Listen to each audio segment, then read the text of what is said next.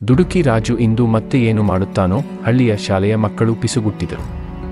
ಆದರೆ ಯಾರಿಗೂ ತಿಳಿದಿರಲಿಲ್ಲ, ಈ ದಿನ ರಾಜುವಿನ ಜೀವನದಲ್ಲಿ ಒಂದು ಅಪ್ರತೀಕ್ಷಿತ ತಿರುವು ಕಾಯುತ್ತಿತ್ತು. ಗ್ರಾಮೀಣ ಕರ್ನಾಟಕದ ಒಂದು ಸಣ್ಣ ಶಾಲೆಯಲ್ಲಿ ರಾಮಣ್ಣ ಮಾಸ್ತರು ತಮ್ಮ ವಿದ್ಯಾರ್ಥಿಗಳಿಗೆ ಪಾಠ ಮಾಡುತ್ತಿದ್ದರು. ಅವರ ತರಗತಿಯಲ್ಲಿ ರಾಜು ಎಂಬ ಹುಡುಗ ಯಾವಾಗಲೂ ಗಲಭೆ ಮಾಡುತ್ತಿದ್ದ. ಎಲ್ಲರೂ ಅವನನ್ನು ದುಡುಕಿ ಎಂದು ಕರೆಯುತ್ತಿದ್ದರು. ಒಂದು ದಿನ ರಾಮಣ್ಣ ಮಾಸ್ತರು ರಾಜುವನ್ನು ತಮ್ಮ ಬಳಿ ಕರೆದರು. ಮಗು, ನೀನು ಏಕೆ ಹೀಗೆ ವರ್ತಿಸುತ್ತೀಯಾ ಎಂದು ಕೇಳಿದರು. ರಾಜುವಿನ ಕಣ್ಣುಗಳಲ್ಲಿ ಕಣ್ಣೀರು ತುಂಬಿತು. ಸಾರ್, ನನ್ನ ಅಪ್ಪ ಕುಡುಕ. ಅವರು ಅಮ್ಮನನ್ನು ಹೊಡೆಯುತ್ತಾರೆ. ನಾನೇನು ಮಾಡಲಿ ಎಂದು ತಿಳಿಯುತ್ತಿಲ್ಲ. ನನಗೆ ಕೋಪ ಬರುತ್ತದೆ. ರಾಮಣ್ಣ ಮಾಸ್ತರು ಅವನನ್ನು ಆಲಿಂಗಿಸಿಕೊಂಡರು. ಮಗು, ನಿನ್ನ ನೋವು ನಾನು ಅರ್ಥ ಮಾಡಿಕೊಂಡೆ. ಆದರೆ ಕೋಪ ತೋರಿಸಿದರೆ ನಿನ್ನ ಸಮಸ್ಯೆ ಬಗೆಹರಿಯುವುದಿಲ್ಲ. ಬದಲಾಗಿ ನೀನು ಚೆನ್ನಾಗಿ ಓದಿ ದೊಡ್ಡವನಾಗಿ ನಿನ್ನ ಅಮ್ಮನಿಗೆ ಸಹಾಯ ಮಾಡಬೇಕು. ರಾಜುವಿನ ಕಣ್ಣುಗಳಲ್ಲಿ ಹೊಸ ಬೆಳಕು ಮೂಡಿತು. ನಿಜವಾ ಸಾರ್? ನಾನು ಹಾಗೆ ಮಾಡಬಹುದಾ? ಖಂಡಿತ ಮಗು. ನೀನು ಬಯಸಿದರೆ ಏನನ್ನಾದರೂ ಸಾಧಿಸಬಹುದು. ನಿನ್ನ ಕೋಪವನ್ನು ಓದುವ ಕಡೆಗೆ ತಿರುಗಿಸು.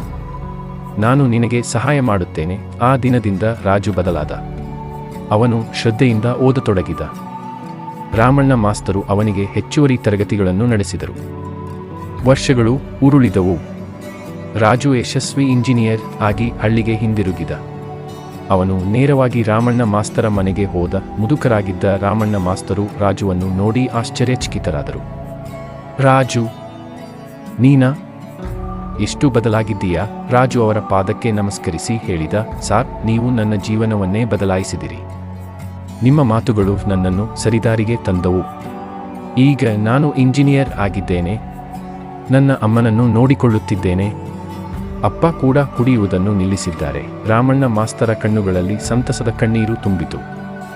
ರಾಜು ಮುಂದುವರಿಸಿದ. ಸಾರ್, ನಾನು ನಮ್ಮ ಹಳ್ಳಿಯಲ್ಲಿ ಒಂದು ದೊಡ್ಡ ಶಾಲೆ ಕಟ್ಟಿಸುತ್ತಿದ್ದೇನೆ. ಅದಕ್ಕೆ ನಿಮ್ಮ ಹೆಸರನ್ನೇ ಇಡುತ್ತಿದ್ದೇನೆ.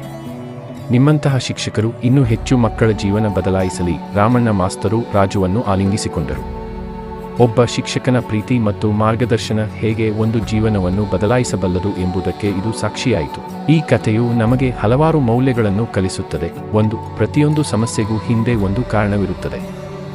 ನಾವು ಅದನ್ನು ಅರ್ಥ ಮಾಡಿಕೊಳ್ಳಲು ಪ್ರಯತ್ನಿಸಬೇಕು. 2.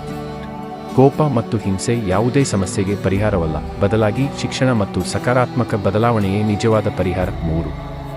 ಒಬ್ಬ ಒಳ್ಳೆಯ ಶಿಕ್ಷಕ ಅಥವಾ ಮಾರ್ಗದರ್ಶಕ ನಮ್ಮ ಜೀವನವನ್ನು ಸಂಪೂರ್ಣವಾಗಿ ಬದಲಾಯಿಸಬಲ್ಲರು. 4.